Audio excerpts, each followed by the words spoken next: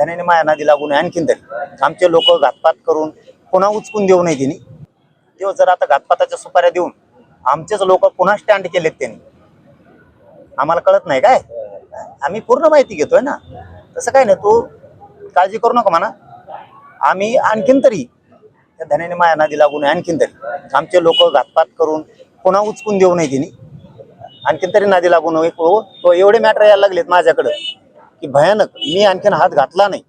सावध होय. तो लाभार्थी टोळी माझ्या विरोधात तू कशी लावली हे मला चांगलं माहिती. तू बदनाम करायला लागला मला हे पण मला चांगलं माहिती. तू माझेच लोक माझ्याच विरोधात उचकायला लागला. त्यांना अंधारातून तो लाभार्थी टोळी, धन्याची लाभार्थी टोळी अंधारातून त्याला सपोर्ट करते हेही आम्हाला माहिती. तुझे इतके मॅटर आलेत, तुला त्यातलं एकच सांगतो. मी आणखी हात नाही घातला. आज सकाळी रंजना नागपूरकर नावाची महिला नागपूरची माझ्याकडे आली होती. आज सकाळचा विषय सांगतो.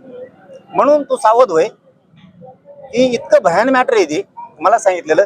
कारण ती शोभाताई फडणवीस यांच्या बहिणीची मुलगी त्यांच्या घरी दिलेली त्या नागपूर मॅडमची. हे देवेंद्र फडणवीसला माहीत सुद्धा नसं आणखी किती प्रचंड मोठी फसवणूक आपल्याच पाहुण्यात झाली, म्हणजे त्यांच्याच पाहुण्याची.